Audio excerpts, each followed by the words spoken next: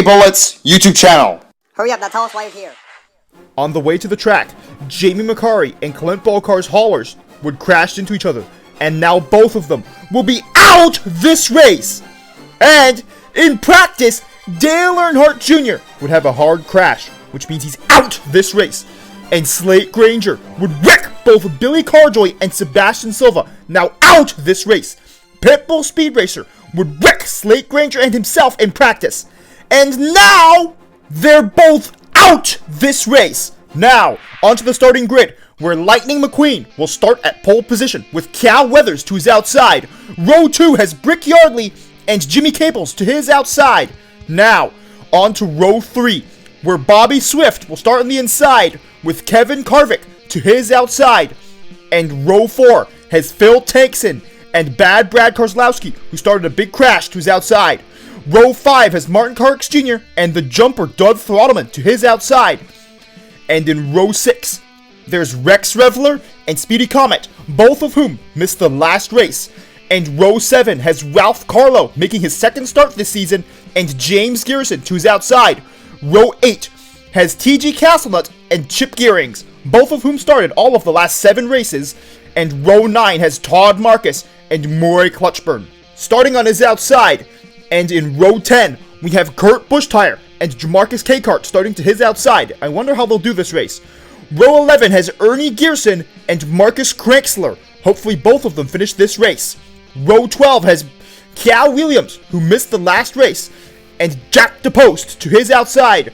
Row 13 has Darren Ledfoot and last week's winner, Ricky Axel. Row 14 has Terry Cargis making his first start this season, and Kyle Carson to his outside. Row 15 has Carl Clutchen, who did really good in practice, and Bobby Rotesta to his outside.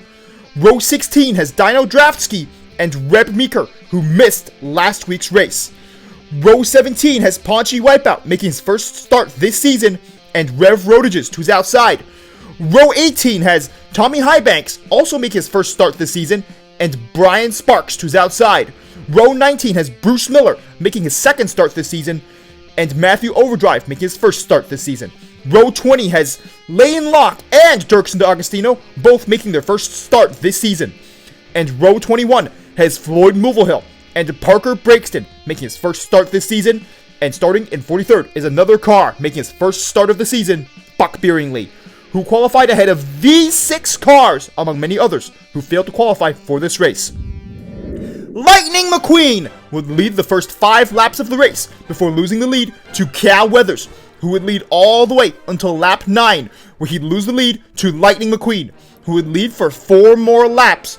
But on lap 13, Bad Brad Kozlowski would be 15th as of that lap, where he wrecks Cal Williams, Jamarcus Kakart, and Kyle Carson. Why?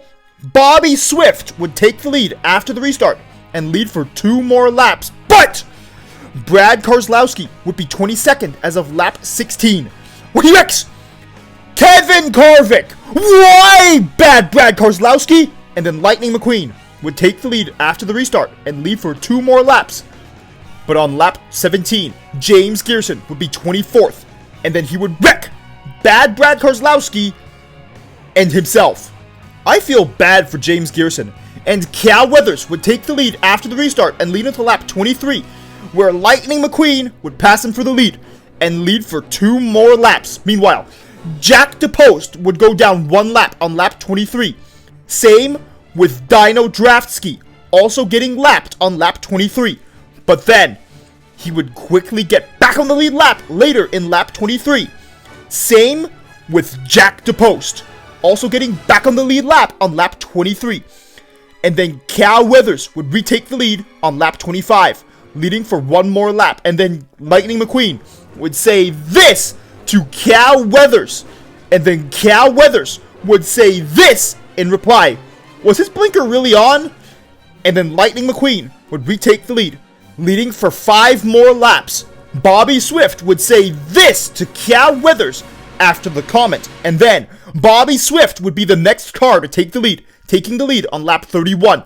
But on lap 37, Kurt Bushtire would have a cut tire on the track, and as a result, he would be out and have to go to the garage. And then, after the restart, Lightning McQueen would retake the lead, leading all the way until lap 43, where Cal Weathers would retake the lead. He would lead into lap 47, where he'd lose the lead to Jimmy Cables off of Pit Cycles. He would keep the lead until lap 54, where Lightning McQueen would retake the lead, leading for 4 more laps before losing the lead to Bobby Swift. He would lead into lap 65, before, of course, Lightning McQueen would retake the lead. He would lead for 10 more laps before Ralph Carlo would take the lead off of Pit Cycles. And then, later in lap 75, Doug Throttleman would jump over Ralph Carlo. How? And then, Doug Throttleman would take the lead, leading the field into lap 76. But, later that lap, Lightning McQueen would retake the lead, leading the field all the way until lap 93, where Bobby Swift would retake the lead, leading for 3 more laps before losing the lead to Phil Tankson, who would lead for 2 laps before Cal Weathers would retake the lead, leading the field all the way until lap 104, where once again, Lightning McQueen would take the lead on lap 104, leading all the way until lap 111, where Cal Weathers would once again take the lead. He would lead for 5 more laps until lap 116, where Bobby Swift would retake the lead. He would lead for 16 more laps before Jimmy Cables would retake the lead once again, leading for 3 more laps before Lightning McQueen would retake the lead once again, leading for 8 laps. But on lap 143, Martin Carrix Jr. would get a lot slower on the track. Brick Yardley would take the lead on lap 144 after the restart. But Martin Carrix Jr. would be out on lap 144 because of engine failure. And then Speedy Comet would take the lead after the restart, leading all the way until lap 159, where Lightning McQueen would once again retake the lead, leading until lap 162, where Bobby Swift would once again take the lead. He would lead for 10 more laps before Cal Weathers would retake the lead. He would lead for 5 more laps until lap 177, where Lightning McQueen would retake the lead, leading all the way until lap 184, where Cal Weathers would take the lead once again, leading for 9 more laps before Lightning McQueen would retake the lead, leading all the way until lap 199, where Bobby Swift would take the lead once again, before losing the lead on lap 204 to Ricky Axel, last week's winner, but then he'd lose it the very next lap to Cal Weathers. Cal Weathers would lead for 7 more laps before Lightning McQueen would retake the lead once again, leading for 4 more laps before Brick Yardley would pass him for the lead, leading for 3 more laps himself, before Lightning McQueen would retake the lead on lap 219, leading all the way until lap 231, where Speedy Comet would take the lead.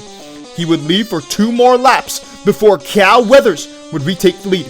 He would lead until lap 238, where Lightning McQueen would retake the lead once again, leading all the way until lap 247, where Jimmy Cables would take the lead once again, leading all the way until lap 253.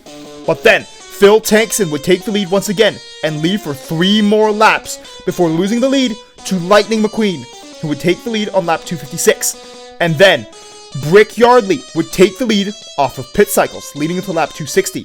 In the pits, Lightning McQueen would say this to Cal Weathers, and then Cal Weathers would say this in return. And then, the King, Strip Weathers, Cal's uncle and crew chief, would say this to Cal Weathers. This is also the exact same comment that Bobby Swift said to Cal Weathers on lap 26. And then, Lightning McQueen would take the lead once again on lap 260 and lead for 12 more laps before Cal Weathers would retake the lead on lap 272. He would lead for 6 more laps before Lightning McQueen would retake the lead. He would lead until lap 281, where Cal Weathers would retake the lead once again.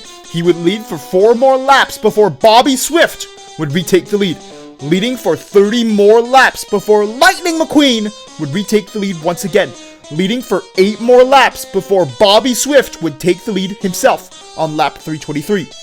Shortly after taking the lead, Phil Tankson would retake the lead, leading for 3 more laps before Lightning McQueen would retake the lead briefly on lap 326. Before going for a pit stop, Brick Yardley would take the lead on lap 326 off of Pit Cycles, and then on lap 329, Speedy Comet would take the lead and lead the final 21 laps of the race, even taking the white flag. But Lightning McQueen would be back in the lead on the final lap.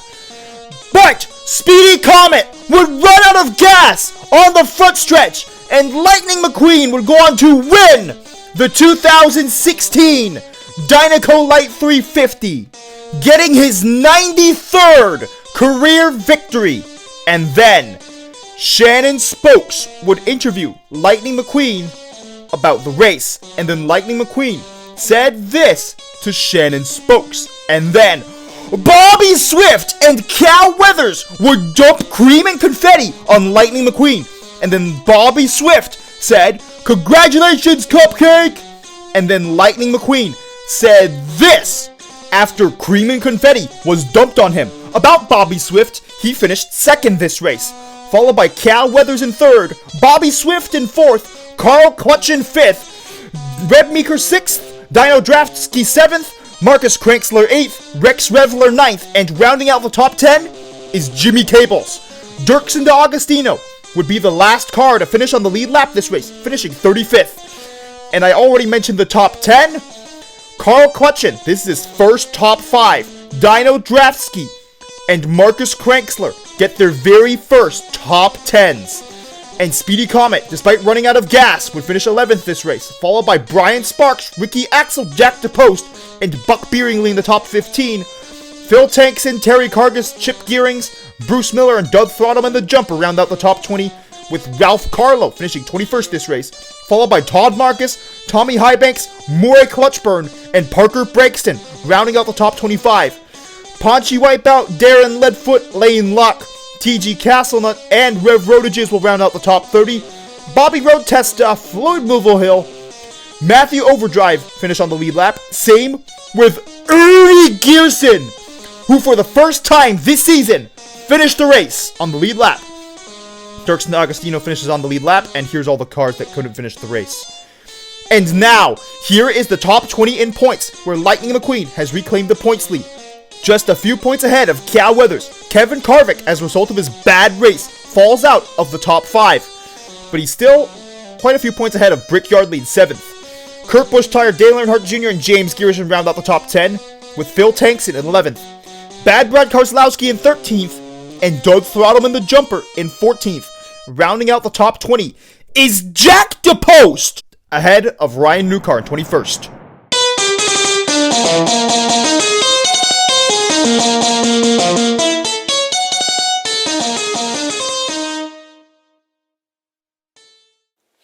Remember to press the notifications button, which goes ring, ring, ring after you press it. And lightning strikes back, and that's as if you subscribed, of course. And thank you for watching this entire video. I wasn't done talking about the top 20, but Carl Edwards, despite missing the last few races, is still in the top 20, and also TG Castlenut and Speedy Comet are in the top 20. Usually they're not, and Speedy Comet missed a race. If anything, Speedy Comet could have won this race, getting his very first career victory, had he not run out of fuel. What did you think of this race? And if this video reaches 250 likes, I will make a video on what if Speedy Comet won this race. And for your information, if you didn't know, this is the first race that appears in Cars 3. The next video, which will be covering the 9th race of the 2016 Piston Cup season, will be coming out soon enough. Unfortunately, the 2022 Russian invasion of Ukraine is still going on. The Ukrainian people just want to live in peace and have freedom, but this common dream was ruined by the tyrant and bully Vladimir Putin. Currently, Vladimir Putin's tyranny rules around 1/5 of Ukraine's land, including Crimea, the Donbass, and parts of the Kharkiv, Zaporizhia, and Kherson Oblasts. But Vladimir Putin doesn't have everything going his way, as Ukraine controls parts of Russia's Kursk Oblast. But every day, it gets harder for Ukraine to win the war because of dwindling supplies. We here at the K Bullets Piston Cup YouTube channel stand with Ukraine in their struggle against Vladimir Putin's tyranny and recognize Ukraine's true borders, as shown by this map. Slava Ukrainie! Heroyam slava! Nechai Shvitsya daruється, Ukrainie permoa! Glory to Ukraine! Glory to the heroes! May Ukraine be granted victory very soon.